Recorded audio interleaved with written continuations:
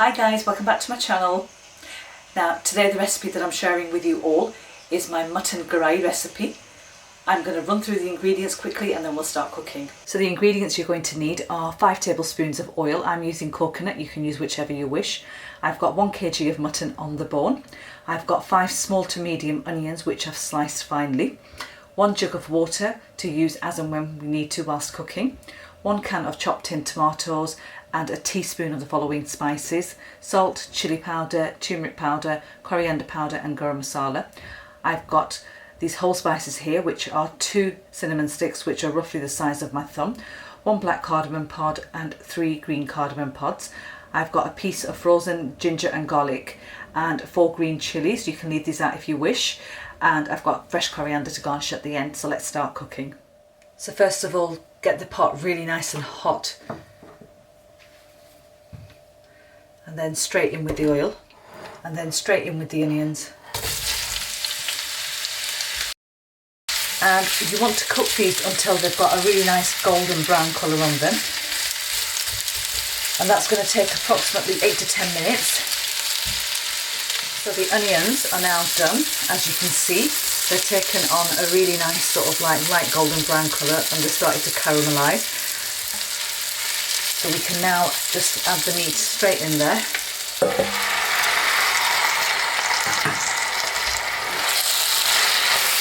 And we want to sear this very quickly for about 2 minutes.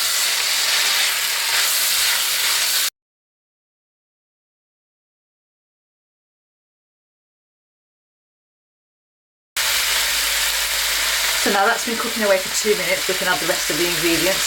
Just straight in with the tomatoes, the whole spices,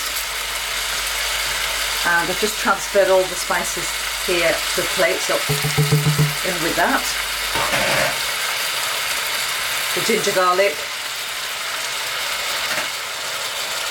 And now what we're going to do is we're going to use a standard cup measurement here, and we're going to take 2 cups full of water and just add them straight in, just like that.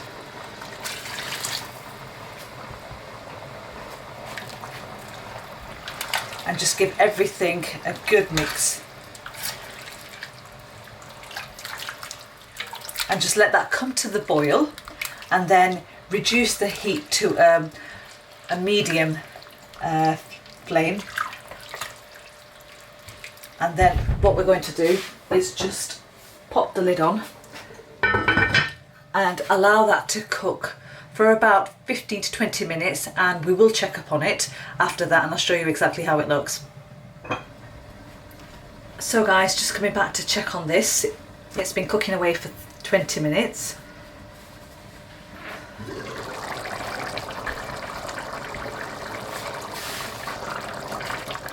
So you can see now the onions have started to break down and the water's reducing as well. And we're just going to check on the meat now to see whether it's ready or not. It will need a little longer, but we're just going to check. So just grab a piece of meat and then you want to grab a knife and just try and sort of like push that through, and if it's still slightly hard, which it is, it means the meat needs to be cooked a little longer. So lid back on again and let that cook for another 20 minutes, and hopefully by that time it will be ready. So guys, just coming back to check on this now. It's been cooking away for 20 minutes, so that's a total of 40 minutes. And as you can see, the onions have started to break down, which is going to give a really nice thick masala. And there's still a bit of water left in there, which is fine because it still needs to cook down further. But we are going to check the meat to see whether it's done or not, and I'm going to show you how to do that. So grab a wooden spoon and then grab yourself a piece of meat, and you want to just put the knife through that And if it goes in quite easily, the meat's done. But on this occasion, it still needs to be cooked a little bit longer. So I'm going to pop that back in again, and I'm going to put the lid on, and I'm going to cook it for a further 20 minutes, and then we'll see how it looks like after that. So guys, this has been cooking away now for approximately an hour in total, and I'm going to take the lid off and show you how it looks. So the onions and the tomatoes are broken down completely to give a really nice thick masala, and we're now going to continue with the next step of the cooking process, which is the bunning of the meat. This is a crucial part, to be honest, because this is what gives the curry the intense flavour after it's been stewing away for about an hour. And if the meat hasn't fully, it shouldn't be fully cooked at this point. The more you cook it, the more it will cook down, obviously. And I've got some water here in a jug, which I'm going to use when I'm bunning the meat. If the curry starts to become slightly dry or starts sticking at the bottom, I'm going to add little bits of water into it and obviously continue cooking it for a half an hour. And I'll show you once the curry's been cooked for half an hour how it looks. Right, I've been bunning this now for about 30 minutes, adding small amounts of water to it once it starts to stick at the bottom. Now we can add the chilies into this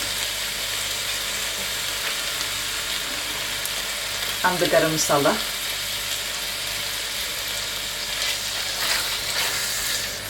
Stir that through.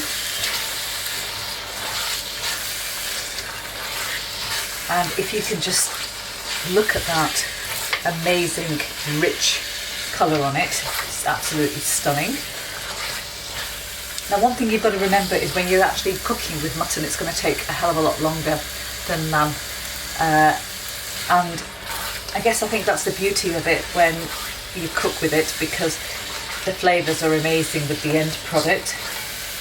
So once you've mixed all that through, what we're going to do is we're going to take our cup again, and this is finishing off now. We're going to take our cup and fill that up, so you've got 1 cup measurement, and pop that straight in.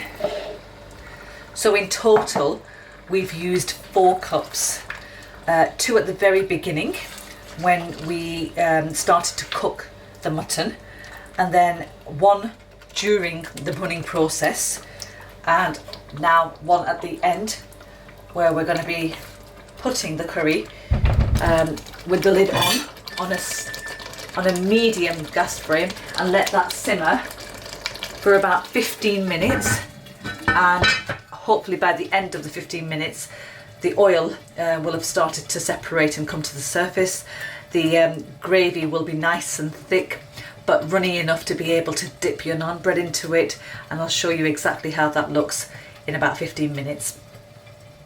So after 15 minutes of cooking away, I'm going to show you how this looks.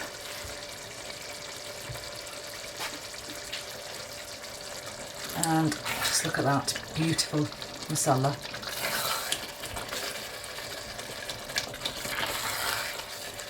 And it smells absolutely amazing.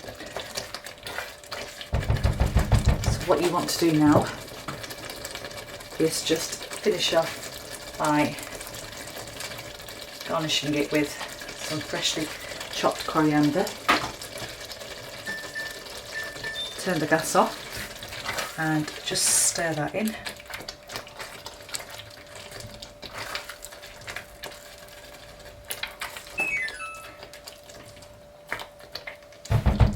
And there you have it, guys, my mutton karahi all ready to be served up. Now let me plate this up and tell you exactly how it is. So guys, I'm going to tuck into this now and tell you exactly how it is.